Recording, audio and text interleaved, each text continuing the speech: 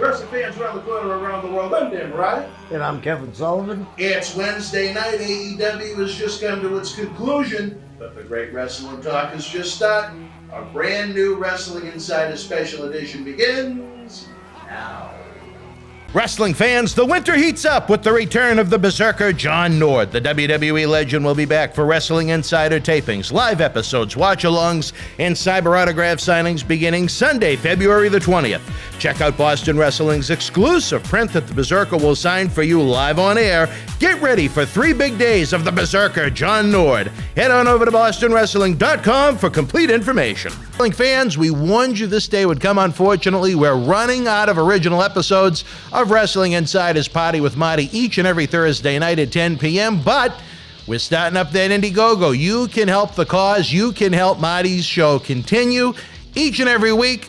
Nobody does it like Marty. We had an incredible time with him at our 20th anniversary bash, November 13th at Memorial Hall here in Melrose.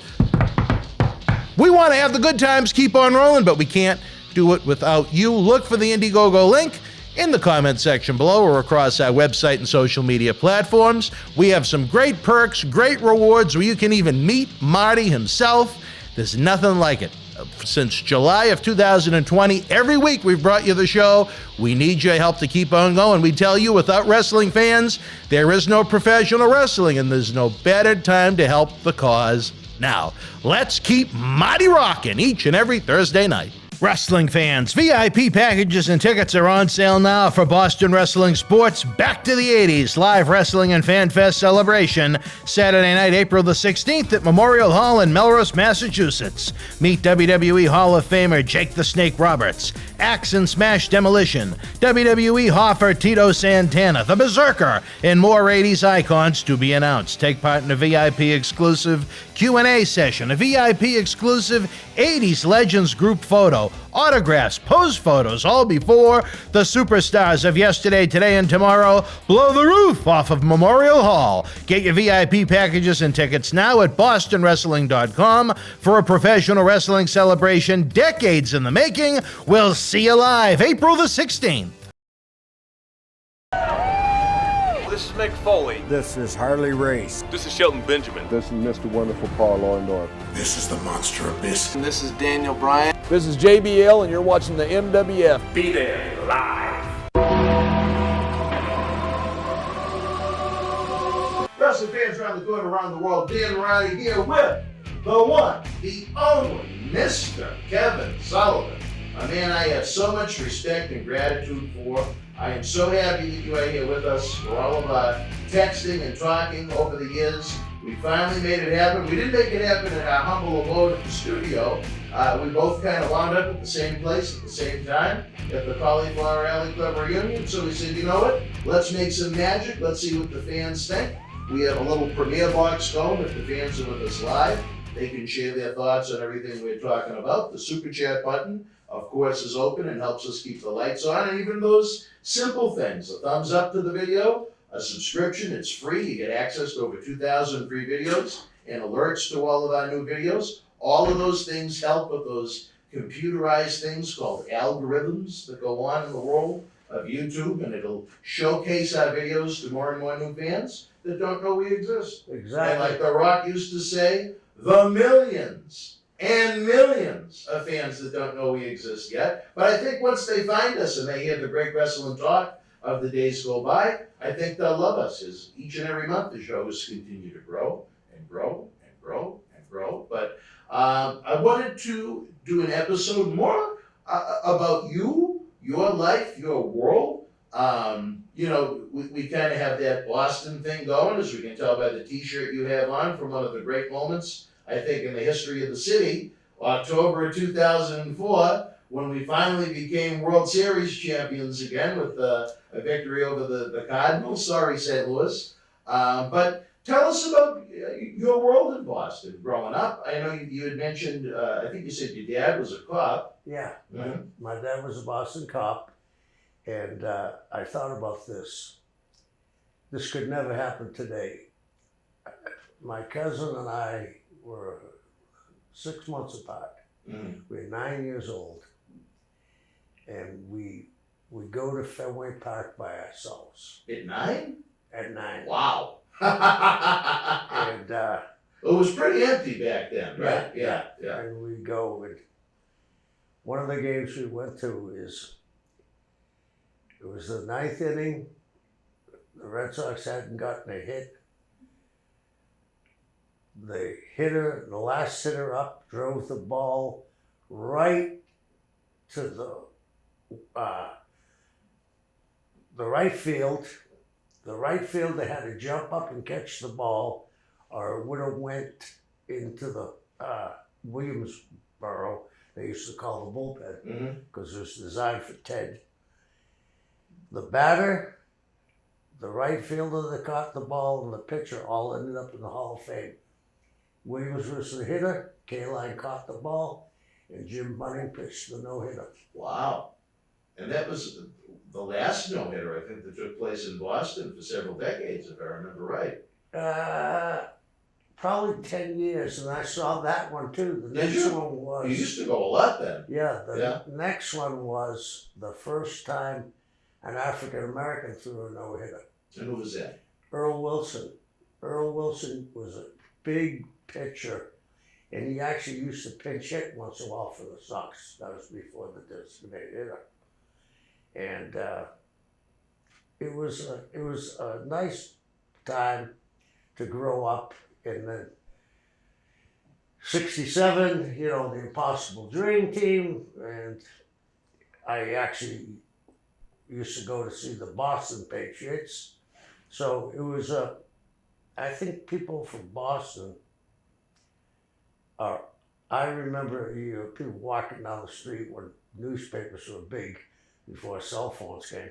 Everybody had the Record American tucked in their back pocket, to see the scores and the batting averages and stuff. You remember during the baseball season, the Boston Globe, they'd just have that one big page with the standings and the box score of every game from the night before. Back, again, when newspapers were much more prevalent than they are now. Yeah. So how often would you go to Fenway? We probably go 15 times a year, me and my cousin. Did you live nearby? Yeah. Where in Boston were you from? I grew up, I was born in the South Boston area, and we lived in South Boston for a while, and then we moved to Cambridge. Oh, okay. Yeah. So we were right there across the bridge. And close to the Garden, too. Yeah. Were you a Celtics or a Bruins guy, or more Patriots and Red Sox? I was a Celtics guy when the Celtics were the Celtics, Yeah, how couldn't you be, right? Yeah. With all the banners hanging up. Well, I tell you, with all the glory days that people in our area have been lucky enough to live through with the Patriots, I don't think they realized for a time how good they had it with the Celtics. Yeah. Yeah. What did they win? 11 championships with Bill Russell. Yeah. And then a couple more of them as the coach, I think. Yeah. Right? Yeah. So. Well, we've had a lot of luck in Boston sports. It seemed like there was a little bit of a gap, but you know what? For the Red Sox to have won 4 already this century, I think that's a pretty cool thing. Yeah, and I think because of that, Ortiz is the first ballot Hall of Famer. Yeah. And What he brought to those postseasons, my God. Yeah, and they had to get Edgar in before he got in. Right? And I'll tell you this, fantastic hitter. Oh, yeah. Edgar, Fantastic hitter, yeah. He was a double machine. Yeah. And I still go and see the Seattle play when the Red Sox come to town. That's cool. I'll have to go out there sometime. Yeah, I'd like to see that park, yeah. It's a beautiful stadium. Beautiful city, too. Yeah. What brought you up to Washington? My wife's family lives out in Washington. So Okay. we ended up moving when I sold the gym. So, Froggies? yeah. Was that the name of it? Yeah. Did you have one or did you have multiple? I had one. One gym? It was Key West, right? No, it was Tavernier, actually. It's in between, Tavernier is right in between Key Largo and Isla Mirada. And it was the biggest gym in the Keys because, except for Key West, they couldn't have chains. Oh. So I had nobody that could come in and compete against me, really. Was it like a local law? Yeah. Oh, really? Except in Key West, you could have chains. Oh, good for you. It's like where I live now on the island. There's no chains except at the end of the island where there's a Naval and Air Force base. Mhm. So, Now, you're not in the gym game anymore. no. No, No. you get retired from that. Yeah. You're just enjoying life. Yeah, basically. Tell us about your first memories of the king of sports, professional wrestling, as a youngster in Boston. I remember turning on the TV and it was called Bedlam from Boston. And Paul Bowser was the promoter. And people don't realize this. Bowser controlled Boston, Montreal, Toronto, part of Chicago, Oh, I had no idea. part of New York with Vince, you know, a small percentage. In Ohio, Al Haft used Paul's champion, who at the time was Killer Kowalski. Mhm. He also set Malkovich up in San Francisco, so part of San Francisco. Wow. So he had a huge, huge power broker in the wrestling business back then. Yeah, quite spread out. Yeah, and then when I turned it on, I saw Kowalski and Pepper Gomez, and little did I know I get to work with both of them. Pepper Gomez worked Boston? Yeah, I he was a never knew that. huge star. Really? Yeah, Oh, I never knew that. him and Kowalski, they did the angle that Ray Stevens and Pepper did years yeah? later. Kowalski jumped off right away and got Pepper's throat, Mm. where Ray jumped off 3 times, Oh, okay. twice in the So they stomach. And, fixed it up. yeah, Was that the first big angle you remember as a kid? yeah, Yeah. yeah, Wow, that's really cool. yeah. Now, were they running out of the Garden or a different arena in town? Most of the time they were in the Garden. Occasionally they run in the arena if something was booked in the Garden. Now, were you lucky enough to be able to attend those live events? Yeah, Yeah, I your used to dad go to didn't the mind taking yeah, you? yeah. Yeah, we used to go to the Gardens, and then when Paul died, Tony Santos took over the arena, and I told you I saw Dominic Finucci for the first time. He wrestled as Dominic Bravo, and they sold out. It was a babyface match against Frank Scapper, who a bridge is named after in Boston. Oh, really? Yeah, Wow, I yeah, didn't know that. yeah. Where was the bridge? When you're going on Route 1, Mhm. when you come out of East Boston, Yeah. and you take that right, that bridge is the Frank Scapper Bridge. Really? Yeah, I never knew that. yeah, Wow. yeah, That's why I love doing these shows. We always learn something interesting, yeah. something new. How old were you when you started watching wrestling? Can you recall? Yeah, I was about 9. 9. Yeah, yeah. And who were some of your favorites? Believe it or not, Kowalski was. Really? Yeah, we go to the Gardens of the baby boon, except me. I'd be cheering for him. So I guess I was meant to be a heel. There you go. And it was funny. You wound up opening that acclaimed wrestling school right up the street in Malden. Yeah, As time would go on. I don't know if you ever had a chance to go in there, but No. right above a box, I think it was a boxing training facility was underneath, and if you went upstairs, you had a big mirrored room with the wrestling ring in it. And think of some of the people that came out of that school. China, Triple H, Big John Studd, Yeah, Barry Satin. I mean, a very, very wide variety yeah, of people that came out of there thanks to the knowledge of the killer. yeah. Yeah. So that's funny that he was one of your favorites. So many people. I remember Mel Simons, Yes. the ring announcer. Yeah. I remember one time he told me a story. He went once he got to know Kowalski, a ring announcer for him. He apologized to him because he used to throw eggs at him at the Garden. So and these youngins that are in the room with us right now certainly wouldn't appreciate the what a dangerous atmosphere it could be sometimes. In the days of Bruno, and you were already in the business at that point, but I mean, I'm sure you know that Blackjack Mulligan story with the knife dipped in pig fat when they tried to tear his leg off when he was walking down the aisle. That the Garden could be a dangerous place. There's the only place I ever worked with that had a net over the ring. Not even MSG had something like that. No. Just the Boston Garden. Yeah, There was so much shit being hurled. yeah. At the end of the night, the whole top would be full of anything from popcorn boxes taped up to rocks to bottles. What is it do you think about, I mean, maybe not just Boston in general, but the entire Northeast, that the fans were so passionate about it that they'd become so violent? Was it just the love of Bruno, or was it the love of wrestling? I often say this about Bruno. If we came from another planet and went to Madison Square Garden and didn't know anything about wrestling, when he walked out, we would know that he was the world champion. He had that much of a presence. And the ultimate when it came to champions. Yeah. I mean, he was the personification. Look how long he held it for. I mean, Yeah. not once, but twice. Even the second reign was many years in the process. But I'm getting the signal from the back fans right now. We're going to take a brief time out. We will be back with the one and only Kevin Sullivan after this brief time out. Stand by. Wrestling fans, we warned you this day would come. Unfortunately, we're running out of original episodes of Wrestling Insider's Party with Marty each and every Thursday night at 10 p.m., but we're starting up that Indiegogo. You can help the cause. You can help Marty's show continue each and every week. Nobody does it like Marty. We had an incredible time with him at our 20th anniversary bash, November 13th at Memorial Hall here in Melrose.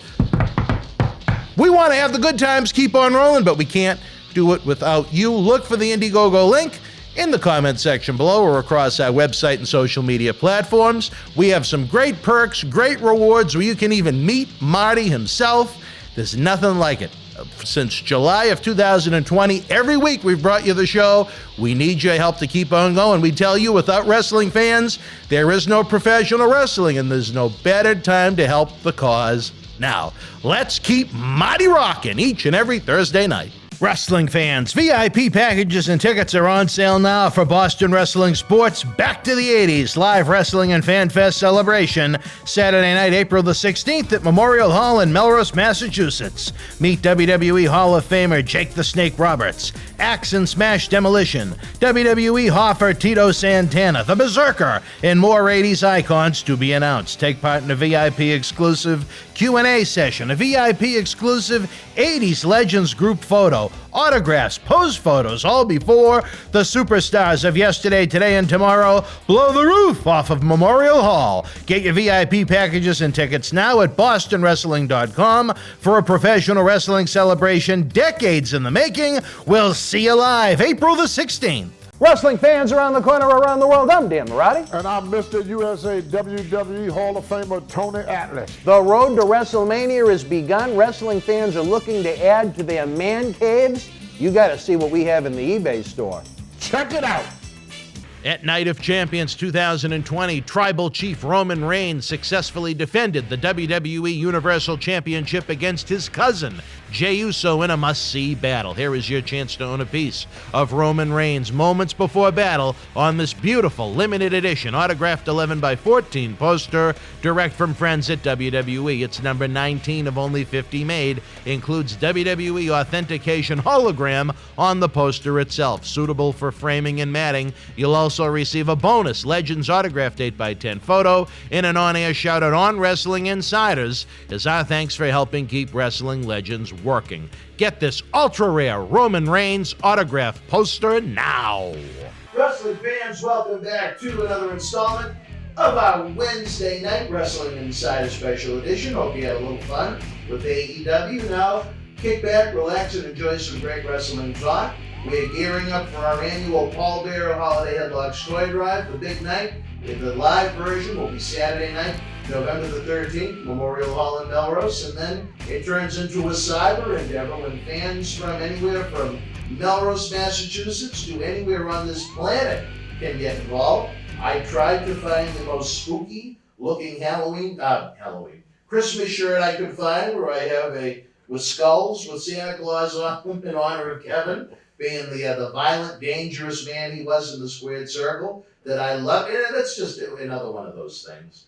You know, and the great thing about Cauliflower Alley Club for a lot of people, I used to just enjoy you so much before you ever came around Tony Rumble shows. You know what I mean? I loved Kevin Sullivan, the pro wrestler, just when I was a kid watching him, to think that, you know, when I get to the point where I was in high school, Yeah, I'm going to be in the locker room with the guy. I remember the first show you worked with Tony in Andover, Mass. You teamed with Taz when he was Tasmaniac, the wild animal, Right. against Tommy Dreamer when he was the Chippendale, and I think maybe Vic Steamboat? Yeah. Because he was around a lot too. And I just remember I said, oh, I got to get a picture. And, you know, you really didn't go that. No, nothing against you. You really didn't go back. But we're taking the picture and you're talking to someone in the opposite direction. And I remember that Bull Montana was naked within feet of us as we took the picture in that locker room. And I don't know why I remember Bull naked. That's something most people would want to eradicate from their minds. But I guess once you've seen it, you can't forget it. Yeah, it's like a dolly painting. All right, so we talked. You were a big Killer Kowalski guy. You loved tuning into that Boston wrestling that you could get access to, starting at 9 years old. At what point did Kevin Sullivan say to himself, you know what? I don't just want to watch this. I actually want to do this. It was crazy because there was a period where wrestling was off TV until Vince came. Oh, really? Yeah. There was no wrestling in Boston? There On was TV? wrestling, but there was Was it- Santos didn't want. Oh, really? He didn't want the spotlight on him. And Wow. yeah, and he could have gotten on TV because he was very close to Cardinal Cushing. Wow. And Cardinal Cushing got Bowser on TV on Channel 4. Is that what was on BZ? Yeah, yeah, Really? yeah, I didn't know WBZ had wrestling. Wow. yeah. Studio wrestling, yeah. Taped And out of BZ? yeah, Really? I'm not sure if any of those tapes exist. I Because wish they would, right? yeah, they used to tape over the tapes. if Yeah. you remember. To say that the tapes were so expensive. Yeah, yeah. And I'd wrestled amateur for 10 years. And it was the furthest thing from my mind. Then when I went back, I got the bug. And I ended up, I used to wrestle at the Boston YMCA Union. Mhm. And a guy came up to me and said, you want to work out? And I was working out with him, and he was about 175 pounds. I was a little over 200 at the time. And we became friends. He was from South Africa. He was one of the Berry diamond mine people. Mhm. And he only wanted to be a pro wrestler, but his family were aristocrats. And they didn't want him to be a pro wrestler. They thought it'd bring their value of their diamonds down, I guess. But he came to the United States, graduated. He went to Oxford University, then he went to Harvard, and then through some connections, he ended up wrestling in Montreal, and they used to have another wrestling in New York. It was in 234 Broadway in Williamsboro, and I was the only Anglo in the gym. It was Pedro, Johnny Rods, Victor Rivera, Isaac Rosario, Ramon Perez, and a host of other people. So he wrestled there, and he brought me, and they let me work out in the ring. They didn't smart me up, and then they gave me a match. Really? Yeah, Wow. yeah. So there was no wrestling school for Kevin Sullivan. No. You just kind of through your workouts at the YMCA. What was it again? It was the Boston YMCA Union. It's the second oldest athletic club in the United States. The first is the New York Athletic Club. Oh wow. So you were just getting. I mean, at one point you were people I don't think would realize the physical specimen that you were when it came to working out and Yeah. weightlifting. I mean, you were enormous. Yeah, And I mean, it just nothing against what you did later in your career, but at one point you were shredded. You were yeah. jacked. And then I got into powerlifting. And is that what made you Yeah. kind of thicker? Yeah, yeah. And you lost the 6th in the 8 pack that you Yeah, had at one yeah, point. yeah. But yeah, you were. I mean, you were about as built as you could get. Yeah, and then when I got into the powerlifting bug, it was just moving weight, and I used to train with, at one time, Doug Furness, The wrestler? Not Doug Furness, but Yeah. that's at home. Right. Yeah, Furness. yeah, Furness. The wrestler. Right, right. Pro wrestler. And I saw him squat before anybody had ever broken 1,000 pounds except Paul Anderson. Mhm. I saw him squat 1,002.5 pounds Wow. with no belt, no wraps for 2 reps. Jesus. Wow. Yeah. That's amazing. Yeah. So was it your physical conditioning that made these wrestlers think maybe we should welcome him into our fraternity? Was it something you kind of pushed upon them? I was I shut my mouth and I worked with the old timers for probably the first 8 months, and it was brutal because here's someone coming in going to take their job more than likely, Right. and they were kind enough not to really hurt me. But one time I said something, and I learned to shut my mouth. But the one time I said to Dr. Timothy Gohagan, who had been a big star in Boston because, you know, he's Irish, right? Mhm. And he used a sleeper, and I said, "Doctor, is that real?" He said, "Yeah." It can be. So I'm going through with him 15 or 20 minutes, and they give him the countdown, you know, 10 seconds left to go, threw me in the ropes, put me to sleep, legitimately. You went out. Yeah, as the bell rang, yeah, Wow. yeah. And who was the promoter at that point? The promoter was Buddy Fuller, Okay. Ronald's dad. He was up in the Northeast? No. Oh, you went down south. I went down Oh, south. so you left the Northeast? Yeah, I see that. I didn't know. I had worked 5 years before I went to Vince. I had Oh, okay. worked, before I went to Vince to work full time, I had worked a couple of Christmas weeks the years prior because Eddie and Vince were big pals. And I'd ask Eddie, "Hey, I'm going up to see my family. You think I can get booked?" And he would book me all around Boston, so I would leave the house at probably 5 and I'd be home. Yeah. Yeah. You know, Almost like a working Yeah, vacation. yeah, it in was, those type yeah, of situations. yeah. So, what year was it? Did you break in? I broke in 70. Okay. And I saw Tony Gurria here, and I had a match with Tony and Dean Ho for the world wow. titles. And that was WWW, Yeah, right? yeah. And So how did you wind up getting booked down south with the Fullers? As just a kid from Boston? I actually made my way to Florida, Mm. and there was an opposition running. It ran, To Eddie Graham? yeah, And and who ran that? Do you remember? Cowboy Ronnie Hill, Okay. I who read had the name. been a star in Boston. Oh, okay. Oh, so this Yeah. is Italian, yeah. Yeah, so So did you work for the Outlaw Group? yeah, and then I went and worked in South Carolina for Dutch Mantel's brother. They had a little territory, and they had, Dutch's brother was involved? yeah, they had TV. What was his brother's name? Red McCowan. I never knew that. Yeah. Dutch is a great friend. Yeah, Oh, I'm gonna have to throw that. What was the first name again? Red.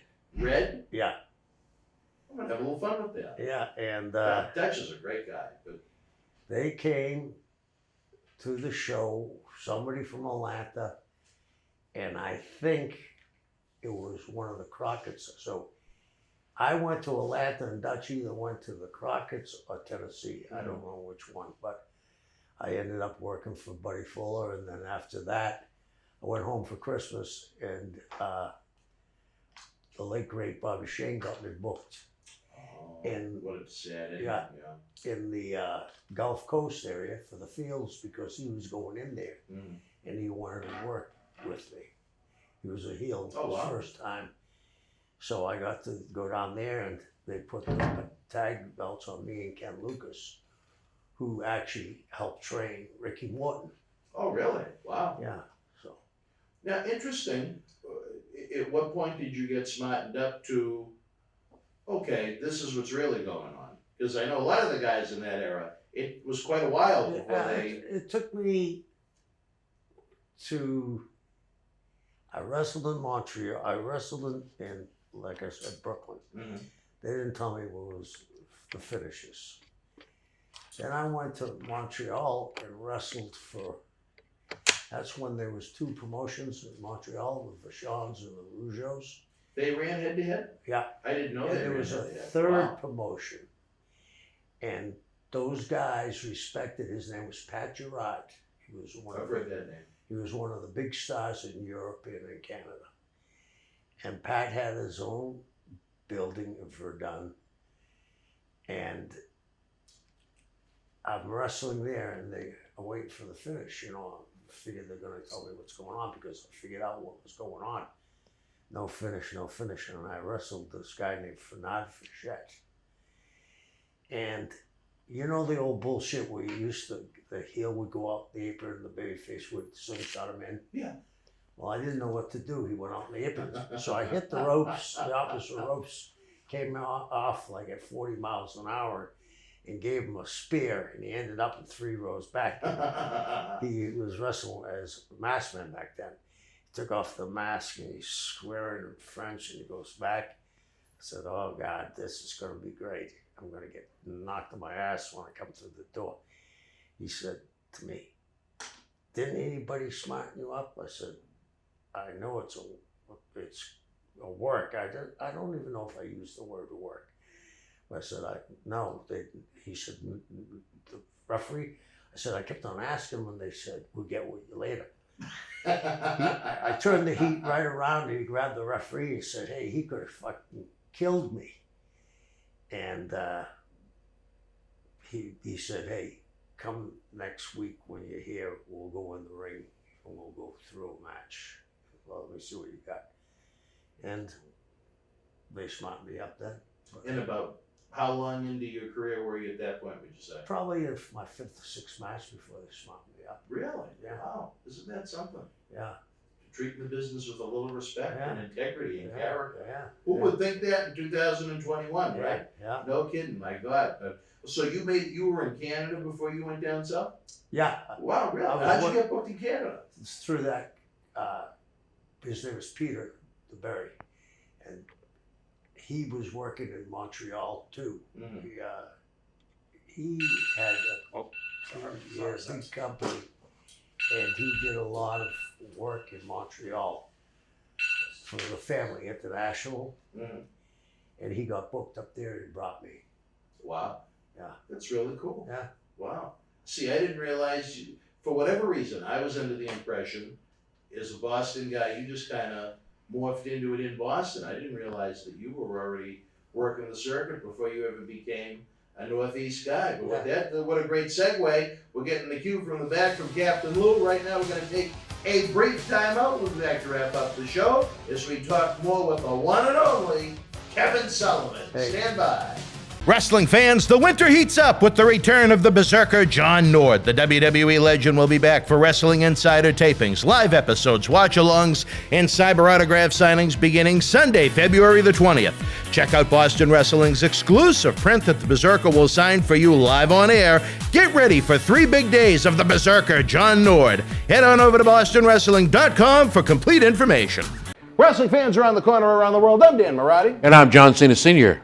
Johnny, the momentum here in Boston Wrestling continues as we continue to build and build and build. The fans want to know, how do we help? We subscribe to the Patreon, but we see all the great merchandise on that set. Coronavirus may have killed the nightlife, especially for someone like Marty, but our acclaimed eBay store is open 24/7 around the world.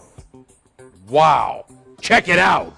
Support Wrestling Insider's in-studio shoot interviews on eBay with this brand new personally autographed WWE Royal Rumble 2021 11x14 poster signed by WWE Universal Champion Roman Reigns, his advocate Paul Heyman, and Kevin Owens. Reigns and Owens battled for the Universal title in a last standing match January 31st in the Thunderdome in Tampa.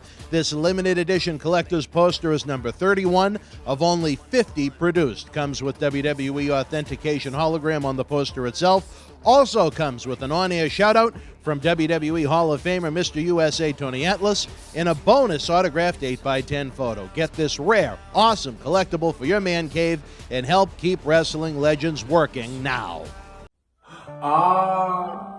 Cheer. Why, hello. I would ask what was on your mind, but I already know. You want to know what has got my beard looking oh so majestic. And I'll tell you, it's sexy as hell beard care. Coconut oil, vitamin E oil, almond oil, both sweet and bitter, shea butter, it's all natural. Yes, JTG has actually come out with a high quality product. So support your boy by going to sahbeardcare.com and take one step closer to becoming sexy as hell. Cheer. Ooh, cheer. You know? It hits different live as the road to WrestleMania comes through State College with the head of the table, Roman Reigns. And a new challenger has emerged to dethrone the Queen. Face me and put your title on the line. As Naomi battles Charlotte Flair for the SmackDown Women's Championship. It's the WWE Road to WrestleMania Tour, live in State College, March 26th. Tickets and Superstar Experience packages on sale now. Wrestling fans, welcome back to Wrestling Insider Special Edition. Every Wednesday night, you never know who is going to join us after AEW Dynamite. You know, after Raw, you get former WWF Tag Team Champion Manager Oscar for Men on a Mission. Tuesday night, it's turned into Wrestling Insiders Extreme, where we look back at the world, the people, the ambiance, the places that were Extreme Championship Wrestling. Thursday night at 10 o'clock, put the women and children to bed. As Marty Jannetty's no holds barred sex, drugs, and rock and roll look at the 80s and 90s continues. And I mean, Kevin, you know those episodes are all over the place, baby. Yeah. Then on Friday night after SmackDown and AEW Rampage, almost like the dad to our group, the guy that kind of calms things down at the end of our crazy week, we have John Cena Sr. with us for Fabulous Fridays from a unique point of view. You know, a lot of people look at him in a rare way as a guy that kind of broke into the business through his son. But what a lot of people don't realize is he used to promote some spot shows for the WWWF back in the 70s. So I didn't know that. Yeah, before he got married and had kids, yeah, he promoted, not regularly, but I mean, he probably did about a dozen of them. Wow. Yeah, so a lot of people don't realize that. So he has, even at his, you know, he's getting up there a little bit. He's, you know, there's a few candles on the birthday cake, but he loves the industry. He's still active in it as often as he can. And he's got a unique perspective, and that's what it's all about. We all have different opinions. Why not share them and give our great fans at home something to talk about? As we continue with Kevin's career, I know one that the fans have been chomping at the bit to know about is what led you to, they never saw you in WWE, they never saw you in WWF, but Kevin Sullivan was a part of the WWWF, the Worldwide Wrestling Federation, ran by Vince McMahon Sr. and his different partners. Yep, yeah. And how I ended up there was I was in Charlotte and... so you were down for the Crockett's too before WWF. Yeah. Wow. And okay. Then, Johnny Heidelman had connections in New York, and he said to me, they're looking for a young baby face, and I recommended you. You need to call. I called. I got booked. I went in for a couple of TVs, and then I started, and I was there for 13 months. Wow. Oh, you had a good run. Yeah, yeah. So what led you to make the jump to come home? Everybody wants to go there, you know. Yeah. I mean, everybody wanted to go Whether there. you're from there or not. Yeah. Everybody wanted to go there, and I got to be, I think it was because my connections with Eddie, I got to be pretty close to Vince Sr. Did you? Yeah, and one time when they used to do the TVs in Philly, the old arena where Rocky was filmed. Oh, even they did Philly before the Allentown? Yeah. Oh, really? Yeah, Okay, yeah. I didn't know that. And in the dressing room, Vince had a table and all the scronies were around it. And they got up and left, and I was there early. And I saw his book. I said, oh. So I went up and turned it, and he had it booked out for a year. Wow. The top 3 matches. And I saw where Hansen was getting 3, Brody was getting 2, some guys got 1. And I'm looking at it, he walks in. And I hand caught in the cookie jar. He said, what are you doing? I said, well, I took a chance. I want to look at your book and see how you did it. He said, do you want to learn how to do it? I said, yeah, I do.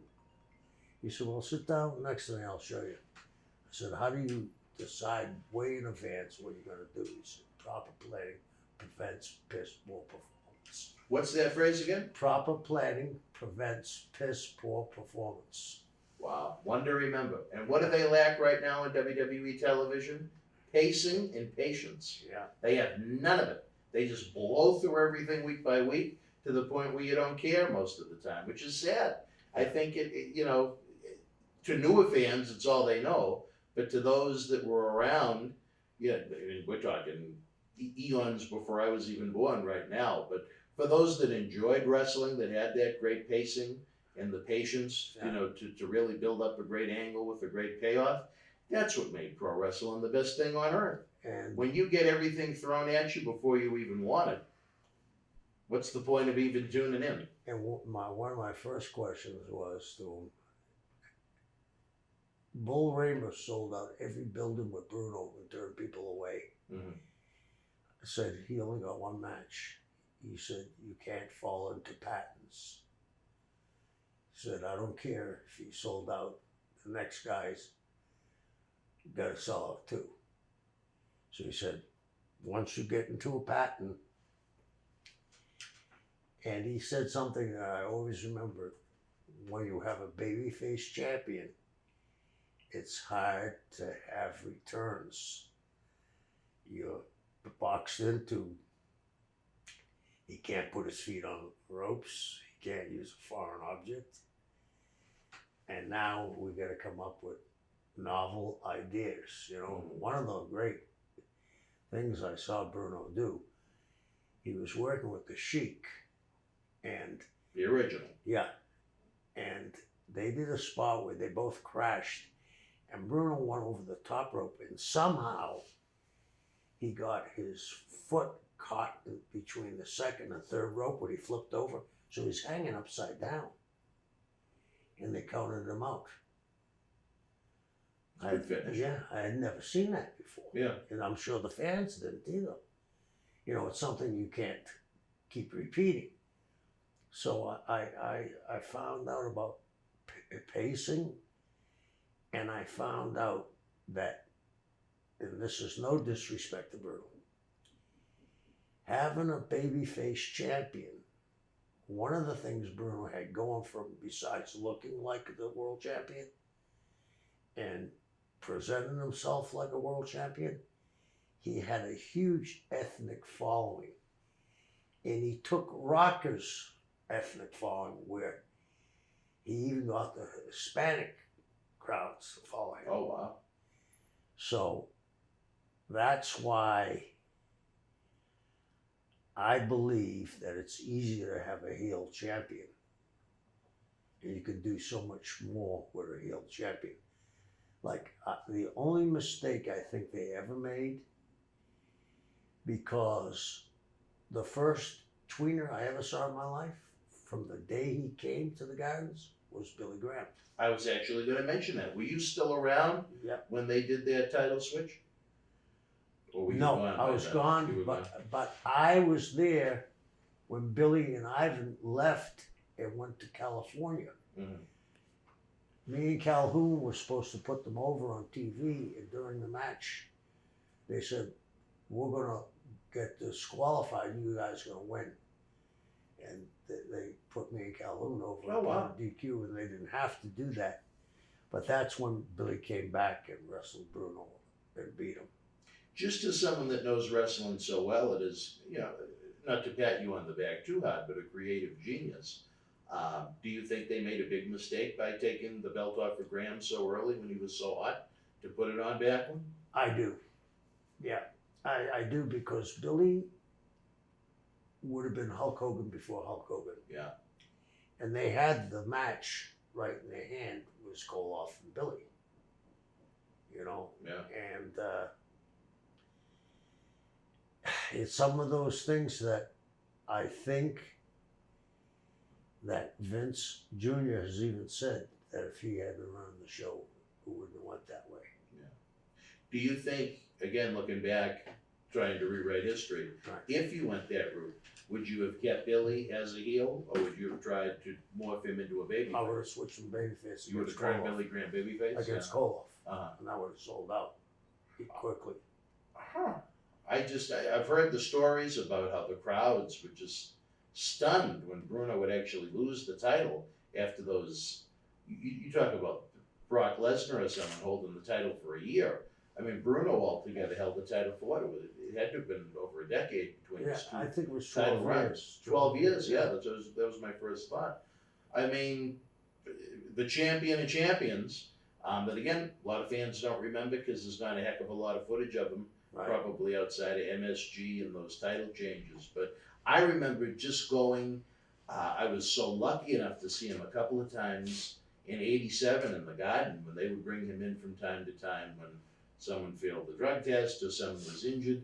He worked Randy Savage in January and February of '87. And then when Jake Roberts, I think, had to go to rehab, they had him work Honky in a singles in July of '87.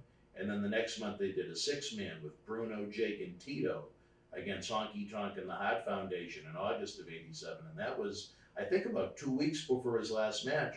If I remember right, his last match was late August of '87. And of all people, it was a one-man gang in King Kong Bundy against Bruno, and of all people, Hogan. Really?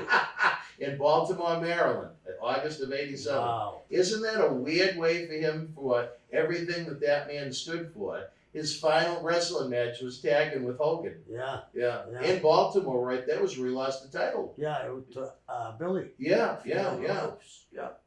Interesting again how these things come around. Right. Let me ask you this. It was a name you mentioned and one that, again, gets forgotten too much. But were you around Brody in WWWF?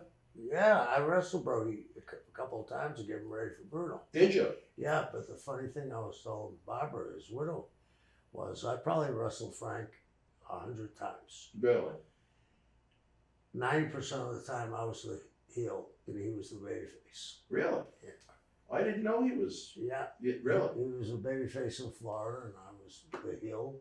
And then he was the babyface in San Antonio and I'd come into San Antonio. So Frank was a very unique guy. Is it true, I've heard through wrestling lore, that he developed the issue with the Invader at WWWF? I was there.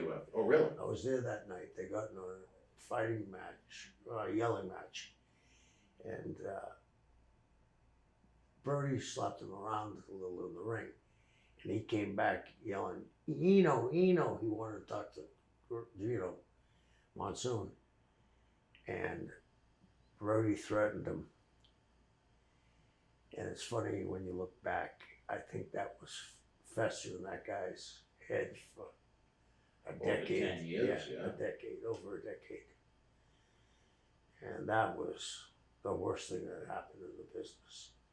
I'll never forget, just as a kid, opening up that Pro Wrestling Illustrated magazine long before there was the internet and news. Well, there were newsletters, but I was in elementary school. But just open up that Pro Wrestling Illustrated, you know, that one back page that was like that.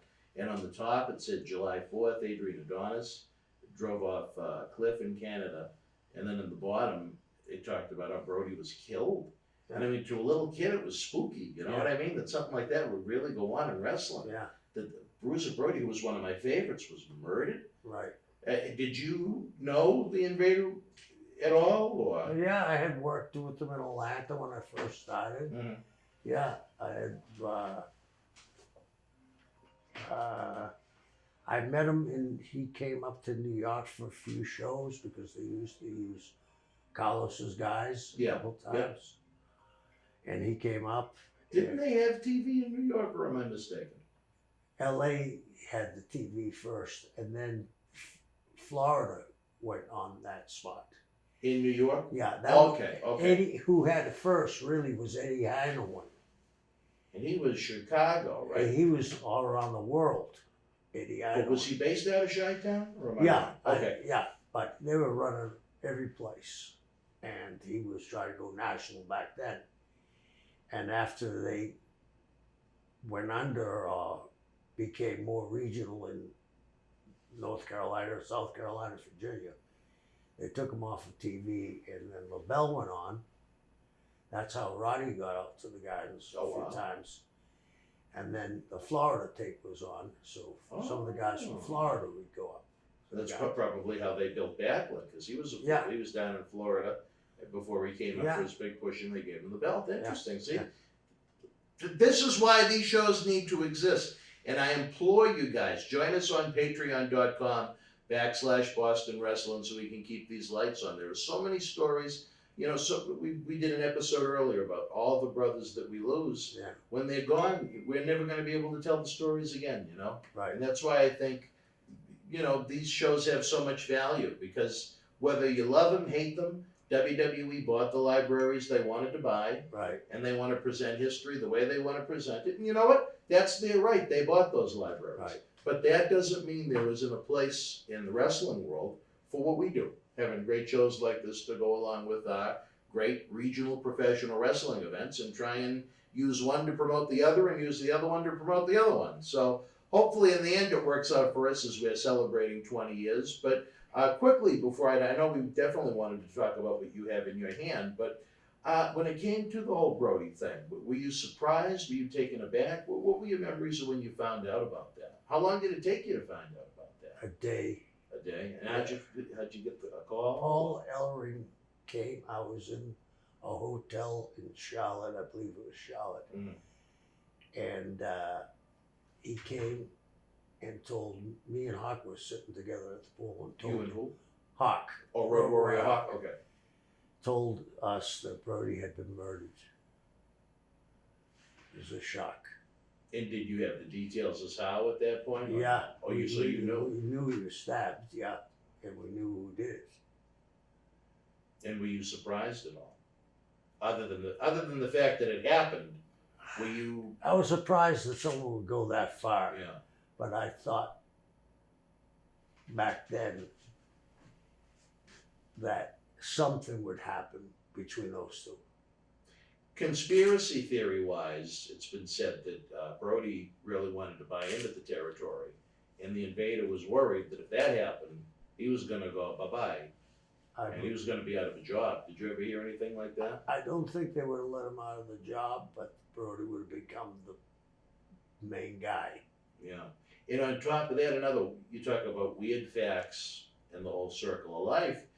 I think it was just a matter of days before that happened. Invader's little baby drowned in a pool. Yeah, it was. Isn't that strange? Yeah, it was a little bit more like a couple of months. Okay, maybe you're okay. And what that would do to someone, my God. Yeah. So, the world of wrestling. But again, so many great historical episodes we can do with Kevin, but the man has something in his hand that I'm ready to take from him. I want a copy of it for the studio, but tell us about this book, Kevin. I know L.A. Taylor very well, and it's a historical fiction and gives you some of the background of, well, one of the things it says there, it says, did wrestling make TV or did TV make wrestling? It was the second sport ever on TV. The first was a horse race. Really? Yeah. That I didn't know. Yeah. And out of Chicago, there were two NWA promoters. Really? Yeah. Everybody remembers Fred Kohler and Barnett, right, but nobody remembers Leonard Schwartz. Never even heard the name. Leonard Schwartz had national TV. Kohler ran on Monday and Wednesday, and Leonard Schwartz ran on Tuesdays and Thursdays. And Leonard Schwartz was using Bowers as champion, even though he was an NWA member. Wow. And got some heat with the other NWA members. But this goes to show you when wrestling, how it started from the inception in 48, and even before that, how there was a lot of boxing people got into wrestling. Yeah. Because there was a lot of heat on boxing, especially if you saw the Raging Bull. Yeah. Remember the Johnny Saxon fight in Cleveland? Mm-hmm. And then they started having federal investigations on boxing. A lot of the boxing people kind of merged into wrestling. So it's a very interesting book, and the names have been changed. To protect the guilty. Yeah. But you can tell who's who and how things went down and the background of how it happened. It's very interesting. Now, where can fans get the book? Amazon.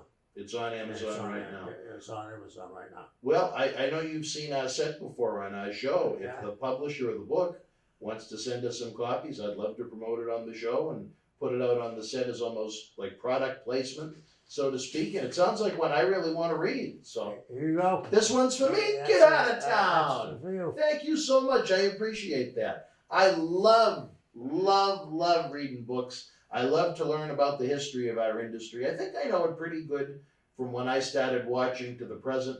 But the stuff before that I wasn't around for, I'd love to learn about it. I think there's so much value to it. And that's why something like the Cauliflower Alley Club, it's so sad that, you know, I even look at 10 years ago, some of the guys that we hear every year, the Larry Hennings and the Nick Bockwinkel's and the Dick Byers and all these great folks that we never had a chance to sit down and talk to like this. And again, we just want to keep pumping out shows like this. But if you're in the mood for some great reading, baby, if you want to learn about the old school, you got to pick up Old School. It's available on Amazon.com. I'm sure Kevin and I are going to be pitching that more in the future episodes that we do. It's been a pleasure to have you with us, folks. If you're watching during the premiere, the little chat is going. Share your thoughts on tonight's show. The super chat button is always open if you want to help us keep the lights on. And as always, on this side of the screen, give us a thumbs up. Let YouTube know you're having fun with what you're watching, and hit the subscription button.